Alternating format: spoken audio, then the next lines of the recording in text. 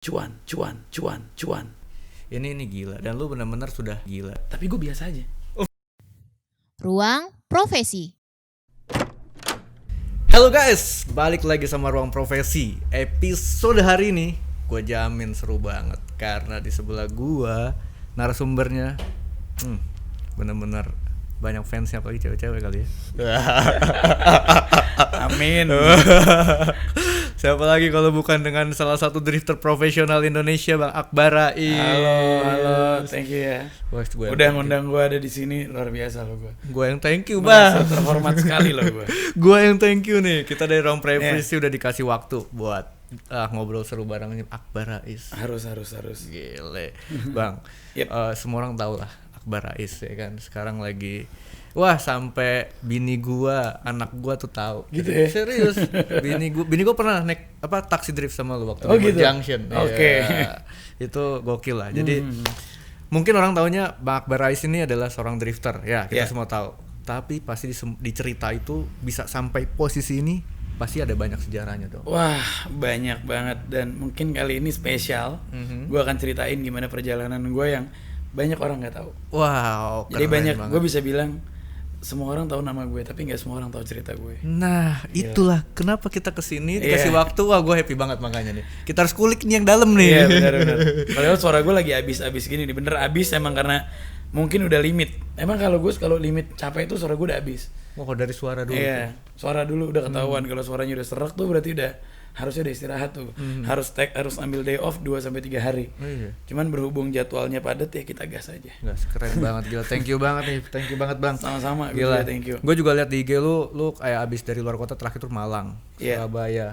Surabaya. Kemarin baru dari Bandung. Dari Bandung juga. Iya. Dan sekarang ada di sini. Yes. Ya. Dan terima kasih juga nih buat tempatnya. Iya, sama-sama. Selamat datang juga nih. Iya. Nanti kita bahas tempatnya juga ya. Ini sebenarnya suasana kelas gue kalau lagi ngajar. Oke. Iya, ini tuh suasana kelas gue.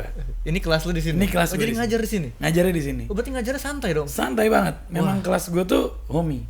Okay. Gue mau bikin kelas gue tuh santai, yang semua orang bisa menikmati, mau dia sambil senderan, ada beanbag di sini, ya kan, supaya mereka bisa menerima apa yang kita kasih, ilmu kita yang kita kasih ke teman-teman yang belajar. Jadi enjoy ya. Enjoy ya. Wah, gila. Kelas apa? Nanti kita bahas lagi. Benar. Oke, Bang Rais. Ya. Pertanyaan pertama nih, sebenarnya gue penasaran karena ini selalu gue jadiin pertanyaan kunci di awal. Okay. Apakah ketika lu menjadi seorang profesional drifter saat ini, memang udah lu cita-citakan atau sebenarnya tidak direncanakan? Oke, ini menarik nih. Banyak orang yang mengira gue itu suka mobil dari kecil.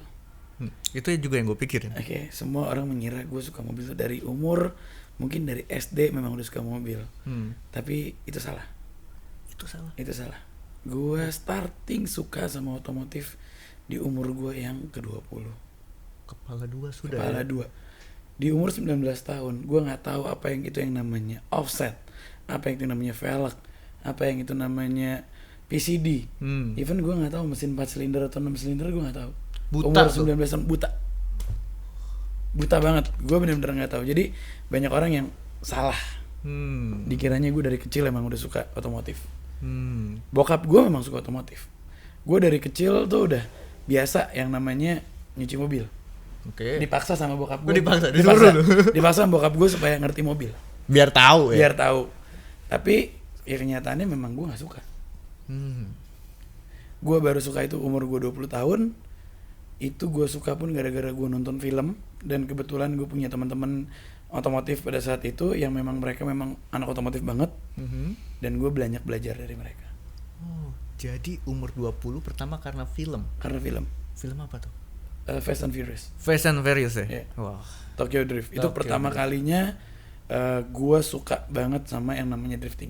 Jadi pertama kali gue suka otomotif adalah gue suka drifting. Memang sudah suka drifting dari awal? Iya, gue jatuh cinta pada pandangan pertama sama drifting. Karena menurut gue drifting itu 50-50. 50% mobil, 50% skill. Jadi nggak cuma mobilnya ataupun nggak cuma skillnya. Bener. Alright. Drag race udah pasti mobil. Iya, pasti mobil. Itu udah bicara settingan mesin dan yang lain ya. Kalau kita bicara slalom, Ya skill 80%, mobil 20%. mobil 20%. Kurang itu kalau menurut gue ya, jangan dihujat. Oke. Personal. Iya. Pandangan personal. Nah, gue juga pernah ikutan slalom. Pernah Juga. Tapi menurut gue kurang jatuh cinta sama slalom. Gue ngelihat di slalom itu lebih kayak ya lu balapan beneran aja gitu. Ngejar waktu gitu. Ya kalau buat gue lebih seneng drifting. Kenapa itu yang membuat lu menjadi gue drifting banget? Oke. Gue basicnya gue akan ceritain dulu. Ini gue nggak ngomong bullshit. Yang gue ngomong ini beneran. Gue itu bahagia kalau orang sekitar gue bahagia. Right. Ini bukan omongan bullshit. Lo boleh tanya dari adik-adik gue, orang yang kerja sama gue, teman deket gue. Gue bahagia ketika ngelihat teman-teman gue, orang circle gue tuh bahagia. Dan apa hubungannya sama drifting? Lo percaya nggak? Gue udah bikin orang merasa happy, merasa senyum lebih dari 1.000 orang yang gue ajak duduk di samping gue. Karena itu taksi drift itu. Iya. Tapi memang sih tadi pun kan gue sempat lihat ngajar segala macam. Gue lihat tuh orang keluar tuh pasti yang mukanya tuh ceria banget. Iya, bener. Dan Ya, itu, bener gak? Bener. Lo itu bayangin bener gak? Jadi even lo baru kenal gue pun dan lo ikut taksi drift sama gue, lo akan happy kenalan sama gue.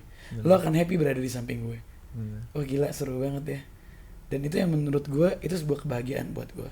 It's not all about money. Oke. It's all about happy. Happy ya. Iya. Entertaining orang gitu ya. Dan memang sih itu salah satu yang selalu gue perhatikan ketika lu drift. Yang gue perhatiin tuh yang lu pancarkan adalah lu membahagiakan atau menyenangkan orang lain. Bener. Entertain orang lain. Bener. Dan itu yang benar. Itu kelihatan dari orang yang keluar dari pintu sebelah atau Yes. video-video tuh kan Iya. yang suka mention pas Iya. lagi taksi drift tuh fun semua. Bener. Jadi memang ternyata itu ya kuncinya. Ya. Itu karena ketika gue drifting gue bisa bikin bahagia.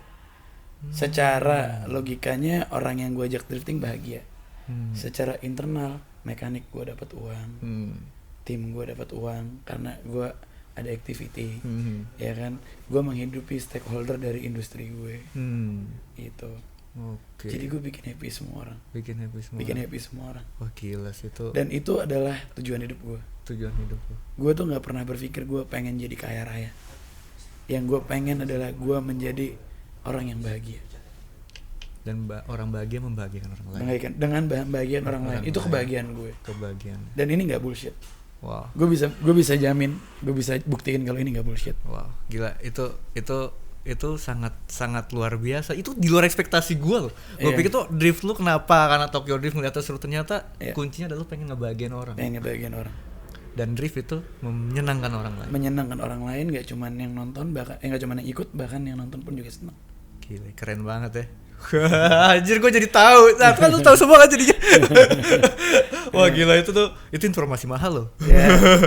Itu gila nggak ada nilainya tuh informasi. Iya karena orang berpikir gini, enak jadi lo Bang Akbar, lo udah terkenal, lo punya segalanya, lo berteman dengan orang banyak yang orang-orang hebat. Mereka nggak tahu proses gue gimana cara gue sampai ada di sini. Nah di situ. Ketika lu 19 tahun akhirnya masuk 20 mulai suka dan memilih drift karena salah satunya ini bisa membuat orang lain senang. Akhirnya langkah apa yang membuat lu akan serius di sana? Yang pertama pada saat itu alhamdulillahnya gue masih dikasih kesempatan bokap gue beliin gue mobil. Oke. Buat mobil harian biasa, buat mobil kuliah. Oh, mobil kuliah. Bokap gue ngasih, lalu gue coba mulai cari informasi. Gue ngobrol-ngobrol sama teman-teman gue, salah satunya adalah yang gak akan pernah gue lupa, namanya Dean Zen, anak BMW juga. Oke. Dari kuliah itu orang yang pertama kali ngajarin gue atau ngebawa gue drifting di dalam mobil. Oh dia yang pertama kali. Gue kaget tiba-tiba dia ngedrift dan gue sempet panik, gue minta turun tapi nggak jadi. Tapi setelah itu gue mempelajari kok seru ya, gitu. Dari situ gue mulai belajar. Itu jadi awalnya temen ngeracunin deh. Betul. Langsung tuh. Betul. Wah gila. Jadi awalnya gara-gara itu. Dan akhirnya mulai belajar benar-benar serius di situ. Betul. Dan ada satu informasi lagi yang mungkin orang lain nggak tahu. Gue selama drifting tidak pernah minta uang sama bokap gue buat bangun mobil ataupun gue buat beli mobil drifting. Itu benar-benar lu sendiri? Itu benar-benar gue sendiri. Terus lu gimana? ketika kuliah berarti nggak kerja dong? Gue kuliah sambil kerja. Oh, sambil ini juga kerja. ini juga sebenarnya banyak yang nggak tahu. Oke, ini sebenarnya gue malu sih buat kalau mau bilang, cuman ini menurut gue satu experience yang menurut gue mungkin belum saatnya gue cerita, tapi gue pernah kuliah dan yang biayain kuliah gue ini adalah om gue. Karena bokap gue nggak setuju gue kuliah selain di UI atau ITB. Bokap gue tuh dulu se-strict itu. Dia nggak mau, sampai nggak mau ngebiayain kan? Dia nggak mau ngebiayain gue sampai gue dibiarin nganggur setahun. Karena mental gue kena tuh di situ. Lo bayangin nggak? Teman-teman lu semua pada kuliah, ngomongin ospek. Iya. Gue cuma bisa diem di rumah. Karena bokap gue nggak mau biayain gue kuliah. Kalau gue nggak masuk UI atau ITB. Strict itu ya. Iya. Bokapnya. Padahal kalau misalnya zaman gue dulu, gue juga SPMB. SPMB itu gue masuk salah satu perguruan negeri tinggi yang apa ya, favorit ya. ya, salah satu favorit yang di Bandung tapi bukan ITB. Okay. Ya lo tau lah. Iya. Jadi gue disuruh lepas aja gitu. Even di situ pun nggak boleh kan? Nggak boleh. Karena kalau lo mau di luar kota hanya boleh ITB. Kalau lo mau kuliah hanya boleh UI atau ITB. Itu mindset orang jadul. Selalu kayak gitu. Iya. Lalu gue nganggur setahun. Di masa gue nganggur setahun ini, kalau zaman sekarang orang-orang udah mengenal dunia e-sports itu sangat menghasilkan. Zaman dulu gue adalah seorang pro gamers. Di saat itu. Wow. Main game apa tuh? Gue dulu main RPG, gue main Ragnarok. Ragnarok. Ya itu dulu kan sempat hype banget tuh, ya, gila tuh, gede banget. Tapi belum bisa menghasilkan kayak gamer sekarang. Benar. Dulu gue termasuk seorang pro gamers juga lah di sana. Jadi gue banyak bermain dan banyak juga menghasilkan uang dari game. Dan yang terakhir, pada saat gue masuk kuliah, om gue biayain gue untuk gue masuk. Gue ditanya gue mau jurusan apa dan gue dibebasin. Gue masuklah kuliah IT di BINUS. Oh, IT BINUS ya? IT BINUS. Right. Dari situ gue mulai kuliah dan gue mulai bertanggung jawab sama diri gue sendiri. Karena om gue cuma biayain gue masuk dan gue akhirnya berani buat ngambil keputusan gue harus keluar dari rumah. Karena gue waktu itu marah sama bokap gue. Gila, lo orang tua mana lo gak kuliahin anak lo? Lo bukan gak punya uang, lo uang pasti ada lah. Iya. Tapi lo jahat banget ngebiarin gue gak kuliah. Gue punya amarah itu. Dan gue punya ambisi gue bisa berdiri sendiri di kaki gue. Itu tuh jadi sebenarnya yang menjadi titik awalan lo ngerasa gue harus sendiri itu di sana ya? Iya. Di sana ya? Gue punya perasaan yang sakit hati waktu itu tapi positif ya. Iya. Kenapa bokap gue gak ngasih gue kuliah? Sampai akhirnya harus orang lain yang biayain gue kuliah. Dari situ gue ambil keputusan, gue keluar dari rumah dan gue mulai hidup ngekos di dekat kampus gue. Dan itu sendiri. Dan itu gue sendiri. Semuanya serba sendiri. Semuanya sendiri. Di situ gue mulai cari duit main game, gue mulai jaga warnet. Jaga warnet. Di BINUS banyak banget tuh warnet ya. Gue sempet lah jaga warnet paket malam, yang kalau perlu orang-orang teman-teman gue nggak ada yang tahu deh. Karena gue takut sampai bokap gue tahu terus dikasih tahu ke bokap gue gitu kan, atau temen gue tahu terus dikasih tahu ke bokap gue takut malah jadi masalah baru ya. Iya. Tapi di situ gue bertahan lah 2 tahun gue kuliah, 2 tahun gue bertahan buat hidup ya, walaupun nggak gampang ya. Pastilah. Nggak gampang. Itu nggak mudah. Gue sebulan itu dulu menghasilkan uang 2 juta 3 juta. Bayar uang kosan udah 1 juta sendiri. Iya. Sisanya udah buat hidup. Terus gue nabung buat bayar kuliah. Karena dulu kan bayar kuliah per semester. Iya. Ya kan. Gue nabung tuh buat bayar uang kuliah. Kuliah pun lu bayar sendiri ya? Bayar sendiri. Jadi si om cuma bantu pas masuknya pas aja. Masuk. Pas awal ya. Iya. Dan mungkin karena pride gue yang terlalu tinggi, gue juga nggak mau terlalu banyak dibantu sama orang. Gue juga nggak pernah mau yang namanya utang budi sama orang. Jadi gue terlalu naif buat gue sendiri. Gue cuman berpikir pada saat itu gue mau nunjukin ke bokap gue kalau gue bisa berdiri di kaki gue sendiri tanpa bantuan lo. Karena gue sadar gue punya adik banyak. Jadi ya udah bokap ngurusin adik-adik deh. Gue udah dewasa, gue udah kuliah. Gue mau coba nunjukin gue bisa. Keren banget lo, bang. Keren banget. Itu yang banyak nggak tahu sebenarnya orang-orang. Bener-bener nggak kelihatan ya dari seorang Barais selalu fun.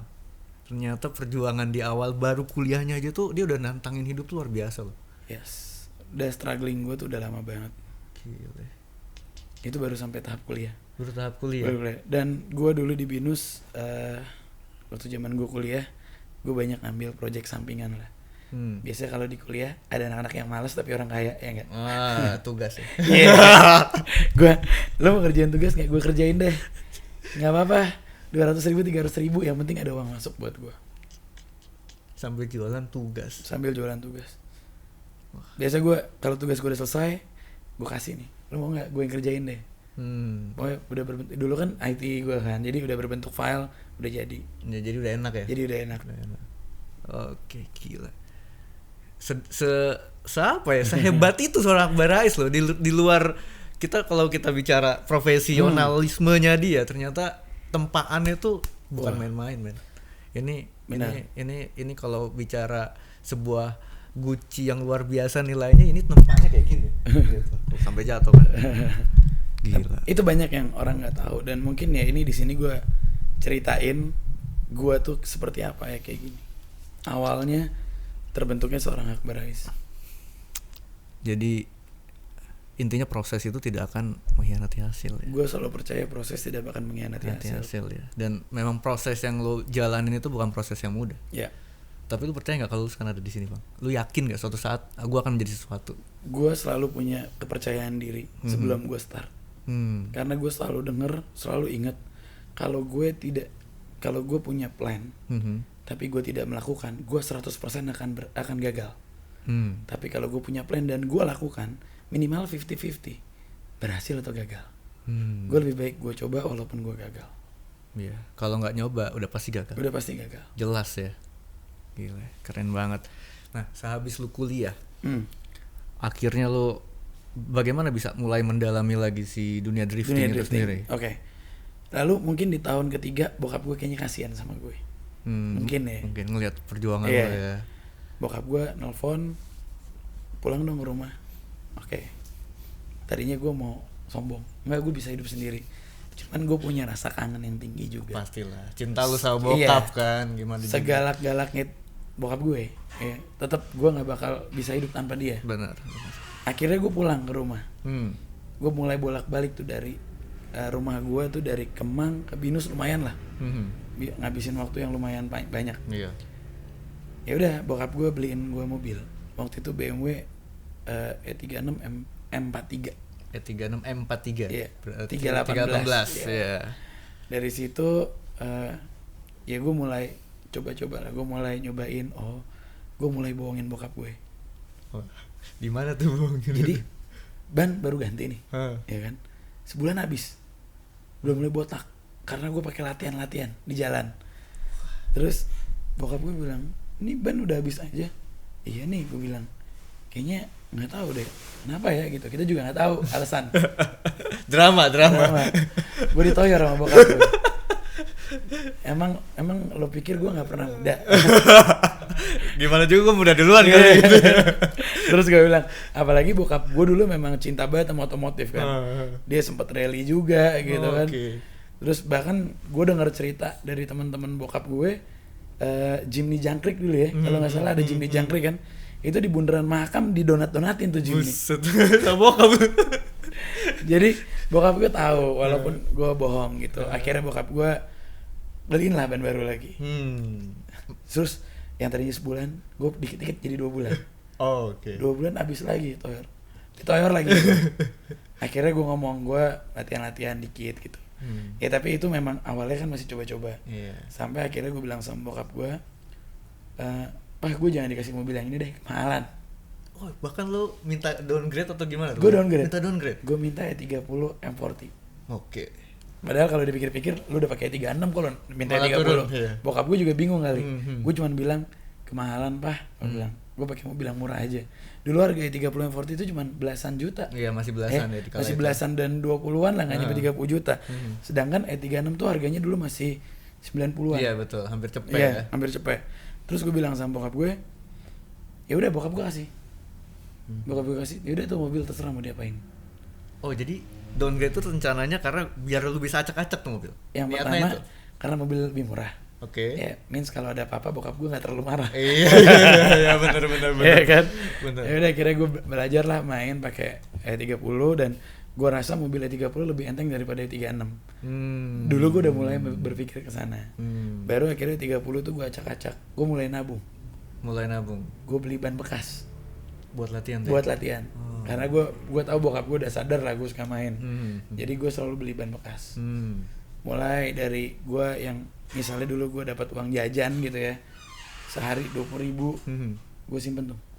Oke. Gue simpan, gue lebih baik gue makan di rumah karena gue mesti PP nih. Iya, jadi Karena gue udah gak ngekos lagi nih. Iya. Kayaknya gue udah ketahuan nih, udah bikin malu bokap gue jadi penjaga warnet, jadi gue dipanggil pulang. Iya. Terus ya udah gue mulai nabung pelan-pelan, tapi games gue masih jalan, dapat duit gue beli ban latihan. Oh. Dulu gue latihannya masih di jalanan karena nggak ada infrastruktur yang bisa bikin tempat gue buat latihan. Di kala itu memang belum ada Belum ya. ada, di kala itu belum ada. Jadi lu benar-benar terlahir secara natural ya, alami Yap. banget men. Iya. Sampai akhirnya gue ngomong sama bokap gue, "Pah, gue mau modifikasi mobil." Gue las Gardan, tapi pakai duit gue sendiri. Oke. Tapi bilang ke bokap Tapi lu. bilang. Dan bokap gue ya terserah. Hmm.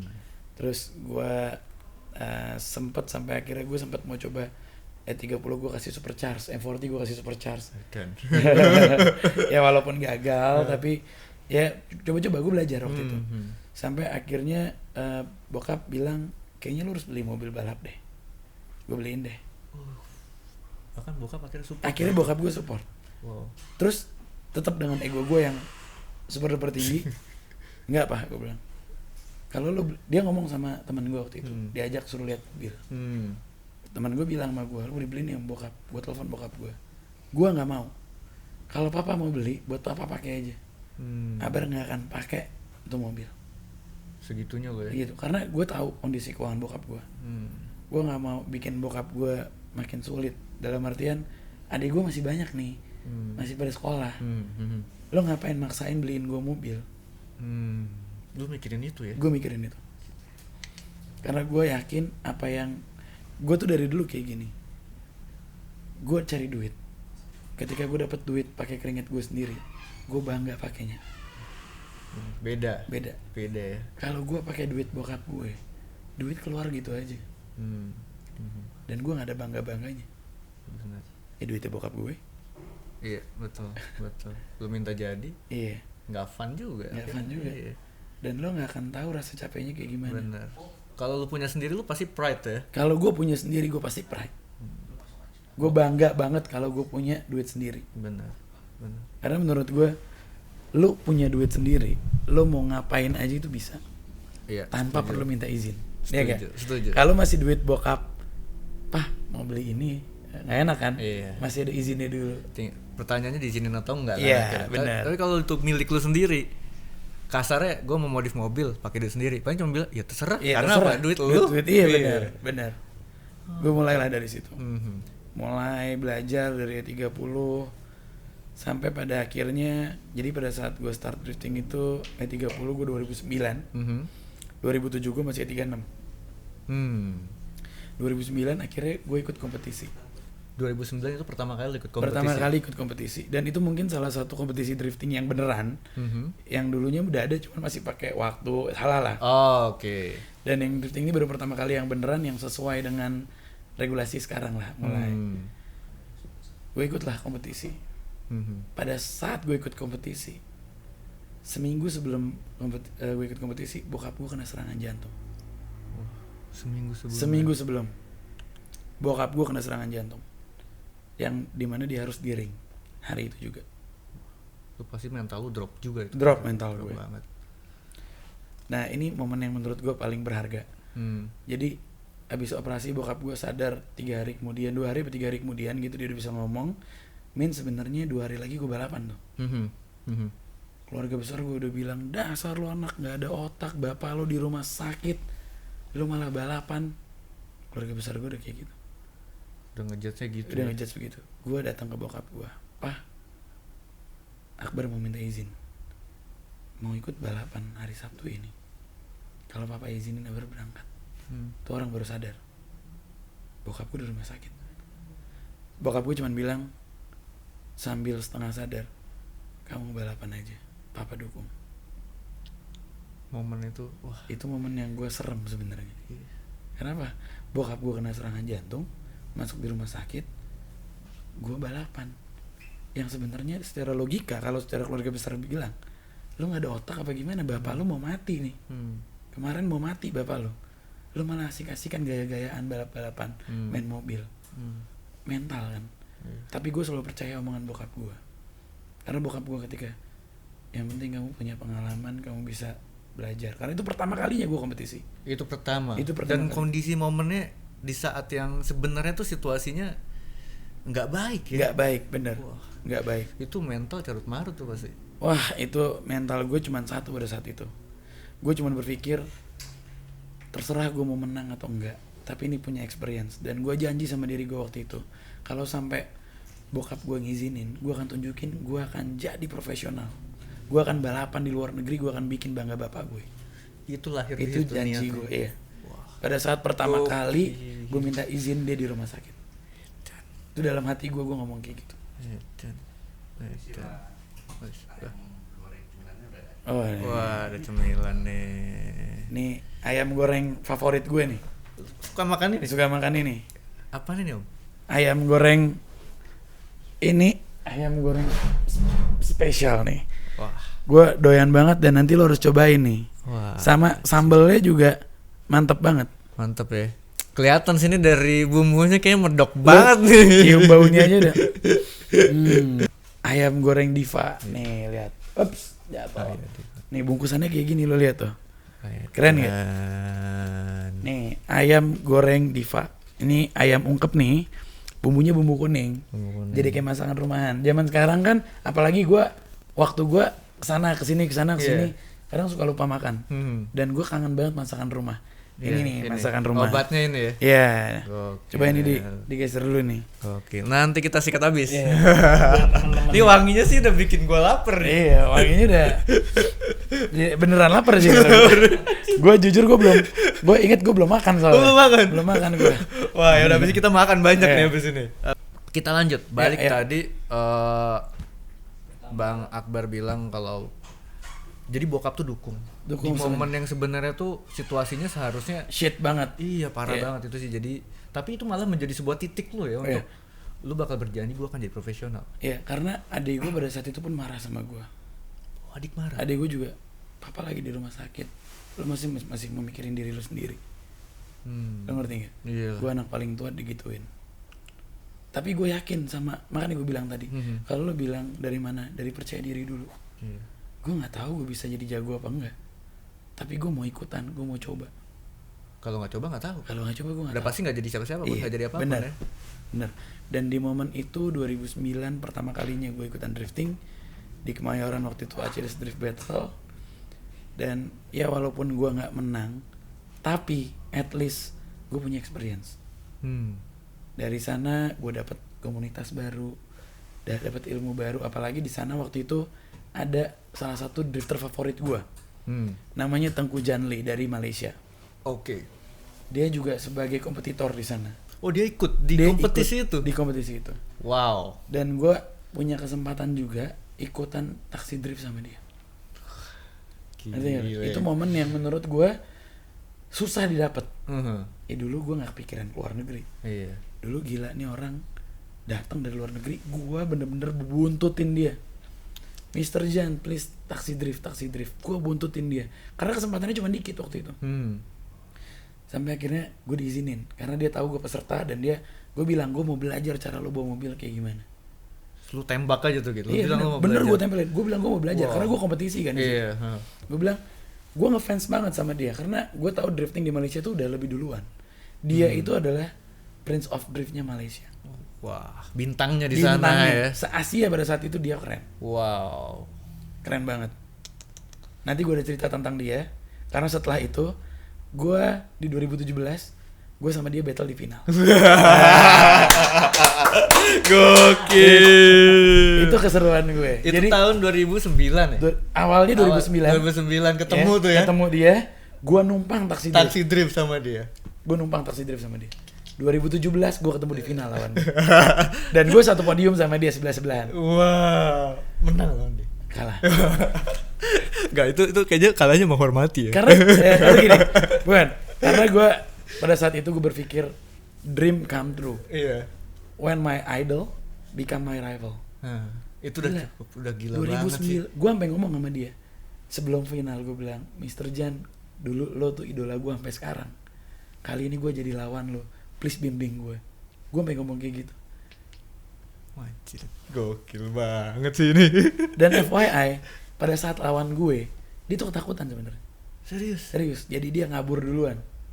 Cuman ya udahlah, itu bukan alasan gue kalah, tapi menurut gue pada saat itu yang gue dapat adalah anjir, idol gue takut ketemu gue. Gue tahu dari cara dia bawa mobilnya, Kelihatan dari ya? cara dia kabur karena belum boleh di posisi belum boleh gas, kan kita mau rolling start. Dia udah gas dari start. Jadi kita udah lihat, wah, gue udah dapet. Tapi buat gue nggak peduli juara 1 juara 2, yang penting gue nyampe idol gue jadi rival gue. Gila, lu disetarakan sama dia ya? Iya. Lu udah setara di final, men. Di final gue sama dia. 2009-2017. Yes. Gila ya. 8 tahun 8 kemudian. tahun kemudian. Dan 8 tahun itulah prosesnya. Prosesnya ya. Karena memang 3 tahun terakhir ini gue lihat Akbar Rais udah makin luar biasa kan? Wah. Gokil Ya, sih. bisa dibilang ya 3 tahun terakhir ini ya puncaknya gue. Puncaknya benar. Gue ngerasa saat ini apa yang gue usahain dari dulu, ya hasilnya sekarang bisa kelihatan. Gitu. Iya, gue lihat lu, wah namanya drift kalau udah nggak Akbar Rais yang nempel namanya kan siapa yang nggak tahu. Oke, jadi 2009 lu ikut kompetisi pertama ya. Ya. Dan taksi drift sama idola lo. Battle, bukan taksi drift. Yang 2009. Oh, 2009 ya. Taksi Taksi drift lu mau belajar dan lu itu gimana rasanya sih? Itu idola lo. Masa idola kan? Kalau idola, woi gua sama dia dong. Taksi drift sebelah gua nih. Itu Ya pada rasanya saat gimana itu tuh? kan terbatas peserta taksi driftnya ya. Jadi gue hoki bisa berada di samping dia pertama kali. Jadi gue banyak belajar dari dia. Ya di luar itu pun dia memang dia idola gue. Pada saat gue drifting di 2009 gue ngelihat dia kayak gila. Ini orang dewa banget ngedriftnya. Dan gue ikut taksi drift, dia nyetir gue. Dulu gue masih yang dulu. Dia tuh nyetirnya udah yang santai, kayak nyetir biasa aja. Begini doang. Ekspresinya kayak yang ya udah ya. Iya, santai aja. Dan gue sampai kaget. Kok dia bisa kayak gitu, gue nggak bisa. Baru gue belajar lagi. Di kesempatan emas itu, pada saat gue ngambil keputusan gue mau balapan, banyak banget yang gue pelajarin. Selain gue taksi drift sama Tengku Jan, gue ngelihat mobil cara setupnya gimana, belajar sedikit-sedikit terus segala macam. Tapi itu titik dimana pada saat gue ngambil kesempatan 50% yang gue bilang tadi, gue ngerasa itu gue berhasil. Karena dari sana titiknya gue mulai belajar lagi. Dan bokap gue, ini hal yang paling gue agak riskan. Bokap gue tuh paling nggak pernah bilang bangga sama gue. Mau gue, karena pada saat proses 2009, di 2010 gue mulai ngisi acara di TV-TV, bikin dulu acara namanya Super Trap, ngajakin artis-artis nyetir, taunya gue bawa drifting. Ya gitulah. Udah di TV kan sering, dan gue kan sering dikasih tahu zaman dulu masih BBM. Jadi bokap gue tuh suka update status, tapi nggak pernah bilang bangga sama gue. Jadi kalau bokap gue mau broadcast, gue di delete kontak dulu, di blok dulu. Oh gitu. Iya. Itu bokap gue tuh dulu. Jadi biar lu nggak tahu. Biar gitu. gue nggak tahu. Biar gue nggak tahu. Segitunya. Segitunya bokap gue dulu. Jadi bokap gue ngedidik gue tuh bener-bener nggak pernah ngomong bangga sama gue. Kompetisi pertama gue di luar negeri itu tahun 2012. 2012. Itu kemana tuh? Ke Malaysia. Malaysia. Ya, waktu itu ada acara. Acara yang ya belum apa, acaranya bukan kejuaraan yang gede. Tapi kan gue belajar, gue kesana, gue balapan. Jadi gue balapan pada saat itu sewa mobil. Tadinya bukan gue yang mau balapan. Jadi ceritanya tadinya ada salah satu murid gue yang mau balapan ke Malaysia. Minta gue temenin, minta gue arrange semuanya. Hamin seminggu dibatalin, belum ada payment, dan pokoknya tiba-tiba dibatalin aja, nggak jadi. Sedangkan gua udah bayar semuanya di sana. Wah, jadi pada saat mau registrasi akhir lah ya, proses tiba-tiba dibatalin. Dibatalin semua. Sedangkan gua udah bayar semua, sewa mobil, beli ban dan lain-lain. Waktu itu pakai uang gua lah, pakai uang kantor gua. Dulu gua punya sempat bikin usaha kecil-kecilan lah, jual velg yang kecil-kecilan lah. Dan keuntungan gue pada saat itu gue usaha habis gara-gara balapan ini. Cuma buat, sebenarnya awal bukan buat lu yang balapan. Awalnya bukan buat gue. Jadi akhirnya karena di cancel itu, akhirnya lu yang turun. Akhirnya mau nggak mau udah keluar duit nih. Iya, daripada malah hangus gitu aja. Daripada malah hangus kan sayang. Gue tetap paksain berangkat. Ya udah, gue bilang sama bokap gue, "Pah, gue mau balap di Malaysia, gue minta izin." Gue bilang, gue ceritain, gue nggak pernah mau ceritain kalau gue nggak punya duit waktu itu. Bokap gue nanya, "Kamu punya uang nggak?" "Ada," gue bilangnya. "Beneran ada?" "Ada." "Papa nggak usah pusing." Padahal gue nggak megang duit. Udah habis semua. Setelah gue beli tiket dan lain, sedang gue bawa kru juga banyak waktu itu karena gue bawa media pada saat itu. Gue cerita nih sama teman gue yang media TV. Gue bilang, gue gambling. Gue bilang, "Udah Bar, nggak apa-apa, kita siap support lo." Akhirnya gue balapan. Setelah gue balapan, alhamdulillah nih, gue juara 2 rookie. Walaupun rookie, gue masih dianggap rookie kan, karena di tahun itu pun gue juga belum kelas pro. Tapi gue juara 2 kelas rookie. Sampai akhirnya gue pulang, gue sampai minjem duit sama temen gue buat bayar bill sisa-sisa segala macam. Gue pulang deep down, bokap gue tuh happy banget, tapi gue cuek pada saat itu. Karena apa? Duit gue habis, udah pusing deh. tabungan gue selama ini habis Untuk ke Malaysia untuk ke Malaysia itu. Oke. Jadi pada saat gue sampai rumah, bokap gue cuman, "Mana pialanya?" Yang ditanya adalah pialanya. Gue kasih bokap gue pialanya. "Ini Pak." Lo tau bokap gue bilang apa? "Ini baru piala nih, Papa bangga sama kamu." Itu pertama kali bokap Pertama bilang kali. bangga? Tapi gue biasa aja. Oh, malah udah biasa aja? Karena apa? Karena gue stres. Iya, lu udah ada banyak tekanan ya. Bokap gue ambil pialanya, dia punya satu piala kebanggaan dia, piala rally, ditaruh di samping di samping pialanya, di dekat di rumah gue, di raknya dia. Udah, gue balik ke kamar. Seminggu gue nggak keluar rumah. Duit gue habis. Utang gue banyak. Cuman gara-gara nutupin balapan ke Malaysia doang. Karena gue pikir orang udah gue bayar, rugi kalau nggak. Ya udahlah, rugi sekalian gitu, nyemplung. Dan sebulan setelah kejadian itu, nggak nyampe sebulan lah, 3 minggu, bokap gue meninggal. Setelah itu perasaan lu? Itu perasaan gue campur aduk Maksudnya. parah. Bokap gue nggak bilang sama bokap gue kehabisan duit. Dan ada bokap gue suka iseng, "Bar, beli makan dong." Ya udah Pak, berbeliin. Padahal duit gue mungkin di kantong sisa 100.000 atau 200.000 gitu. Ya gue nggak tahu lagi gue mau dapet duit dari mana, karena duit gue, modal gue juga habis jadinya gara-gara itu. Ya udah, tapi tetap gue nggak menunjukin sama bokap gue. Tapi bokap gue langsung, wah gila, update status dengan bangganya anak gue. Dan seumur hidup gue 1 kali doang dibilang sama bokap gue, "Papa bangga sama kamu." Itu pertama dan terakhir Di 2012 Desember.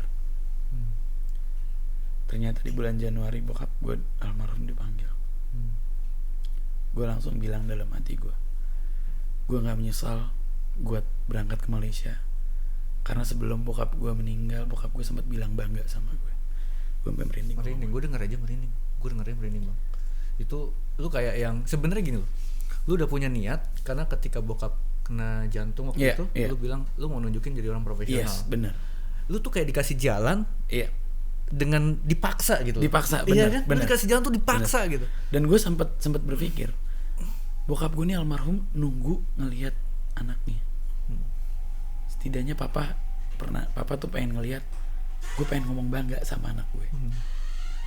Nungguin momen itu. Jadi setelah bokap gue almarhum, gue bilang gue nggak pernah menyesal sedikit pun.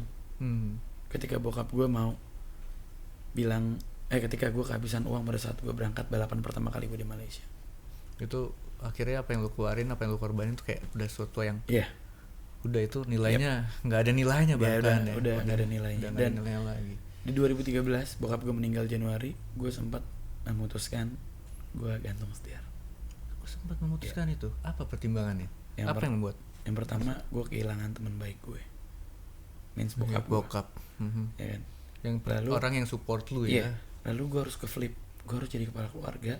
Dengan adik gue ada 5 orang. Dengan penghasilan gue yang pada saat itu belum menentu, umur gue 23 tahun kali waktu itu, 23-24, yang belum menentu, ya mungkin di rata-rata 3 jutaan sebulan. Tapi adik-adik gue semua masih sekolah, masih kuliah.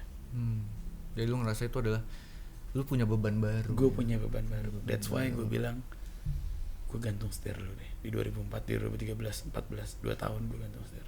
Dan itu benar-benar berhenti. Kadang-kadang cuma sesekali doang gue pinjam mobil teman gue buat kangen nih gitu. Lalu di 2015 gue memutuskan untuk yaudah deh, kalau gue nggak drifting, gue yang bikin eventnya aja deh. gue happy. Lalu gue dapat kesempatan waktu itu bikin event besar 3 kota, ketemu lagi tuh jiwa gue. Gila ya, emang jiwa gue nih di sini. Gue nggak bisa untuk kerja di tempat lain gitu loh. Lu nggak bisa pindah kemana? Gue nggak bisa pindah karena gue melakukan ini gue happy. Secapek itu gue happy, walaupun gue cuma jadi organizer. Itu pada saat itu lu nggak turun ya? Nggak. Bener-bener IO-nya aja. Bener-bener gue IO-nya aja. Itu 2015. 2015. Dan akhirnya kenapa lu bisa kembali? Setelah jadi IO itu akhirnya lu Oke. Mungkin abis itu setelah jadi IO dan gue ketemu beberapa orang yang memang kayaknya punya passion yang sama-sama gue. Ayo Bar, kita bikin tim drifting. Mulailah gue bentuk tim drifting. Karena orangnya happy, waktu itu nama tim gue HGMP. HGMP ya itu, Ya. gue tahu. Oke, gue diajakin kerja sama. Gue bilang, ya udah kita bikin timnya aja Om Akbar. Oke, gue mau manage. Tapi gue minta manajemen fee gue 10% dari setiap pengeluaran. Gue akan manage dan gue nggak minta uang apa-apa. Gue nggak bakal markup harga, tapi gue minta fee 10%. Dari semua expense. Dari ya? semua expense. Ya udah pada saat itu akhirnya Deal, gue ya? mulai deal, gue mulai ngumpulin lagi. Dan ternyata mobilnya gue dapat mobil tim yang akhirnya gue bisa mulai ngedrift lagi. Gue bangunin mobil, dikasih kepercayaan buat bangun mobil, gue nabung lagi tuh, bikin lagi. Dari situlah 2016 sampai sekarang alhamdulillah naik, gue lagi naik terus. Gue mulai drifting lagi. Ya pecahnya di 2017. 17 ya, 3 tahun terakhir itu Iya, ya. karena di 2017 gue bisa kejuaraan internasional, gue bisa podium. Itu di Malaysia juga ya. Itu yang ketemu sama idola idola lu 2017. Iya, benar. Di sana lu ngibarin bendera Indonesia Iya, lagi. gue di sana ya? ngibarin bendera Indonesia lagi. Wah, gokil. Jadi itu sebuah achievement buat gue. Gile. Dan di 2018 gue achievement terbesar kedua gue adalah gue juara umum di Malaysia di Sabah waktu itu. Wow. Juara umum ya? Juara umum. Itu sama tim HGMP juga ya waktu itu? Atau iya beda? sama tim HGMP? iya tapi tim Malaysia gue yang undang. Oh, tim Malaysia yang ngundang. Oke. Gue juara 1, jadi kan ada 3 seri. Di seri 1 gue juara 1 dengan kualifikasi gue yang bagus juga. Seri keduanya juga sama. Di Malaysia yang di Sabah juara 1. Yang di Malaysia ada 1 event, dia punya rombongan event. Gue ikut 2 kali. Oh, ikut 2 kali. Yang juara 2 King of Nations, 1 lagi gue juara 1, pokoknya total poin gue peringkat 1. Makanya masuk juara umum. Langsung juara umum. Wah, gila. Itu titik poin lu udah go internasional. iya. Gila. Itu titik poin gue. Dan tapi itu gue belum puas. Karena apa? Gue belum pernah juara 1 di Indonesia. Even di Indonesia malah Di Indonesia gue belum pernah juara 1 kelas overall ya, pro. Gue belum pernah. Sama sekali belum pernah. Dan baru pada akhirnya kalau kita ngomongin drifting, baru pada akhirnya di tahun 2020 ini kebetulan ada event Mekarta waktu itu, gue bantu support karena gue kenal beberapa sponsor. Ya alhamdulillah gue bisa ngalahin pro drifter yang lain dan gue pecah telur. Akhirnya gue juara 1 di negara sendiri. Akhirnya gue juara 1 di negara sendiri. Di kandang kemarin berat banget. Bener. Gue bisa bilang di Indonesia tuh jago-jago drifter ya. Wow. Dan sampai di mana di titik akhirnya di tahun 2021 besok gue memutuskan gue balik lagi, gue create event, gue create industrinya, gue stop dulu balapan di 2021. kecuali kalau gue mau balapan ke luar negeri. Jadi gue mau bikin industrinya nih, balik lagi ke profesi, gue mau bikin industri ini hidup. Ya karena selama ini kan infrastrukturnya itu belum ada. Benar. Makanya sampai banyak itu kejadian-kejadian kayak orang yang ngedrift di jalanan ngebayarin orang lain kan, sampai masuk berita gitu. Iya. Dan itu salah satu lu aware ke sana ya? Iya. Wow. Nah, berarti gini. Di 2017 lu sudah mulai profesional lagi di drifting. Iya. Ya kan, dari IO lu balik lagi ke IO dan lu akhirnya jadi profesional drifting sampai sekarang. Ada nggak yang lu kerjain lagi nih Bang Rais yang masih seputar dunia drifting ini sehingga lu menjadikannya benar-benar profesional lu punya visi, bahkan visi besar ke depannya? Oke, balik lagi tadi ke konsep awal gue. Gue pengen hidup gue happy. Hidup lu happy. Ya, bukan berarti harus kaya. Happy itu gak harus kaya. Dengan lu bikin bahagia sekitar lu, itu buat gue ya. Itu bikin gue happy. Lalu apa yang bisa gue lakukan? Akhirnya tercetuslah gue bikin sekolah drifting. Dan disambut baik sama partner gue, Mas Gilang, Juragan 99. Dia bilang, aku support kamu. Kamu mau bikin apa? Aku mau bikin sekolah drifting, Mas. Karena belum pernah ada yang bikin sekolah drifting. Aku pengen bikin ini secara terstruktur dan aku pengen ini jadi besar. Oke bro, aku support kamu. Ayo kita bikin. Nggak sampai 2 minggu kita running. Itu persiapan sesingkat itu? Iya, 2 minggu. Oke, cari tempat. 2 minggu dari mulai ngomong sampai gue mulai renovasi tempat nih, di tempat ini nih. Iya. 2 minggu. Gila, 2 minggu aja 2 tuh ya? Siapin mobil, udah beli mobil kan 3. Terus kita siapin tempat, Wow. siapin simulator, dah. Simulator itu. Iya. Akhirnya preparation dari mulai start ngomong sampai preparation kita udah soft opening sekitar 1,5 bulan. 1,5 bulan. Dan opening kemarin di bulan? Grand opening tuh baru bulan ini Desember. Oh, Desember ini Baru Desember ini. Sorry, bulan November. November ya? November, Bulan nah. Berarti bulan kemarin dong? Bulan kemarin. Masih baru banget. Iya. Tapi gue lihat udah padat kayaknya. Iya, karena Yang kan registrasi. pada saat soft opening kita udah mulai buka kelas. Kita juga sekalian R&D lah. Research And kurikulum development kita lah ya. gimana sih? Ada yang kurang nggak? Kita coba apa yang udah kita bikinin works nggak gitu loh. Dan ternyata banyak adjust dari materinya. Kita coba-coba, itulah kita adjust di situ. Ya karena baru pertama Baru ya. pertama, dan jadi pasti penyesuaian. Kalau misalnya secara kita mau bilang gampang nggak sih? Susah. Karena kita nggak nyontek. Lu lihat bener-bener dari Kita nol. lihat bener-bener dari nol.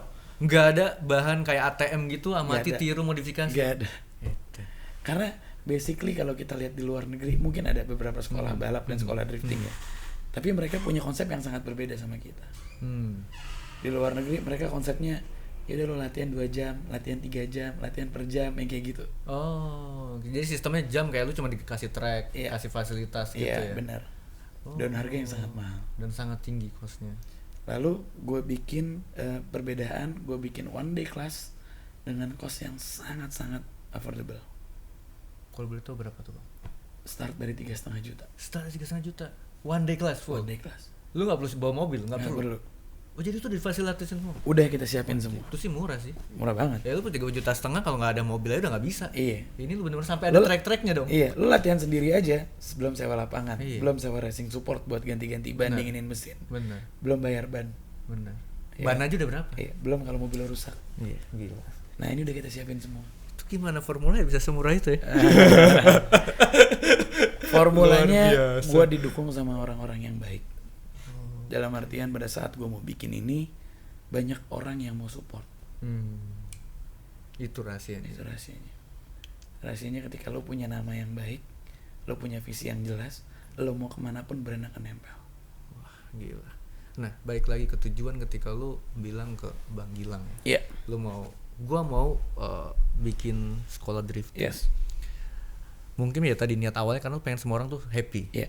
Selain itu lu punya visi apa lagi sih di sekolah ini, mau lu mau bawa kemana Bang nantinya? Oke. Yang udah pasti karena sekolah ya, namanya belajar kan. Lalu ketika dia udah bisa mau kemana? Mau nggak mau akan ikut event. Iya, jadi seorang profesional Iya. pastinya. Gue yang create eventnya juga. Dan lu pun yang kreatif. Gue create. Jadi lu benar-benar mewadahi para drifter dong. Gue mewadahi industri ini. Industri ini gile. Dan pertama ya. Dan pertama. Ya, karena benar-benar lu dari nol Ya. sekolahnya sampai lu bisa ikut eventnya. Kalau dibilang gue bikin anak tangga hampir semuanya. Iya, benar. Dari step anak tangga yang pertama apa? Marketing. Orang tahu dulu tentang drifting. Itu sudah gue lakukan. Iya. Dan sekarang pun masih tetap gue lakukan. Yang kedua, gue bikin sekolahnya. Ketika gue mau drifting, gue mau kemana?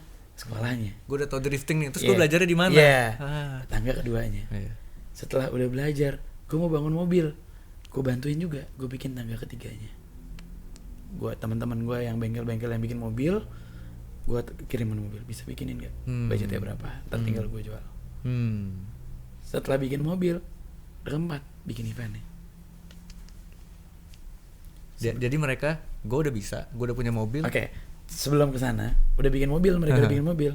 Gue bikin tempat latihannya. Tempat latihannya. Gue bikin sirkuitnya. Sirkuitnya. Setelah sirkuitnya baru kita bikin Eventnya. Jadi semua tersalurkan ya. Dari hulu ke hilir kita siapin semuanya. Gila, keren banget. Jadi nggak cuma asal bikin. Iya. Konsepnya tuh jelas banget.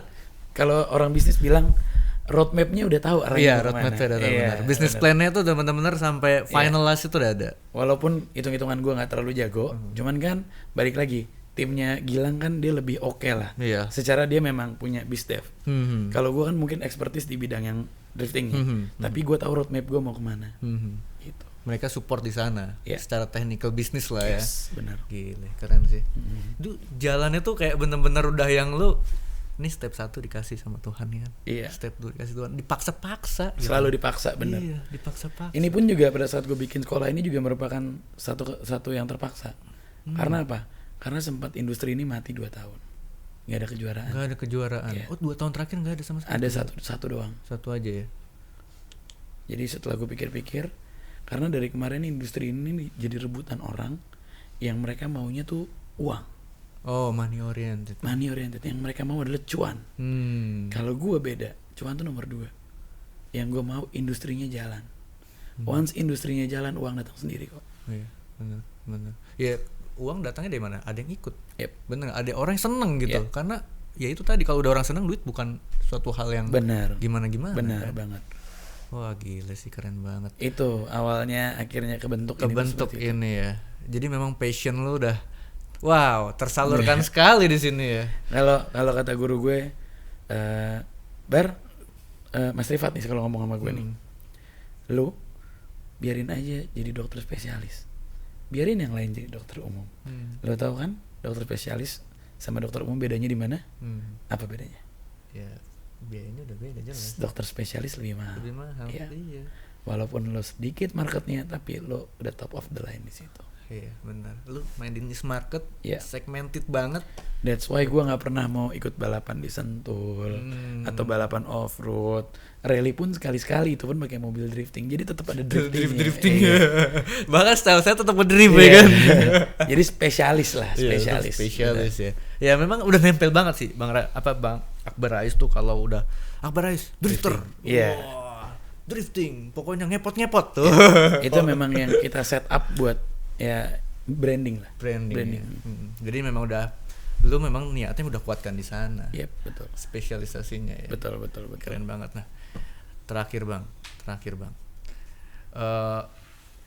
Kalau misalkan ada yang bisa lu sampein ke bokap nih dengan lu sekarang ada di sini, udah banyak yang lu capai lah. Bahkan sampai lu mau bangun sekolah, menghidupkan industri drift itu sendiri. Karena tadi gue sempat merinding pada saat bokap Najanto dan bilang, Bar, kamu balapan aja, papa support. Wah gila, itu gue dengarnya merinding. Gue juga parah. Itu merinding. Nah apa yang mau lu sampein ke bokap? Jadi flashback ya, ketika bokap gue waktu selesai rumah sakit operasi, dia kan komplikasi lah, akhirnya kena penyakit di kuku itu sampai dia jalan aja mesti pakai kursi roda. Gue punya satu momen di mana bokap gue datang nonton gue balapan, didorong kursi roda sama adik gue. Dia cuman ngeliatin gue balapan pakai kursi roda. Bener, support itu loh kan. Iya.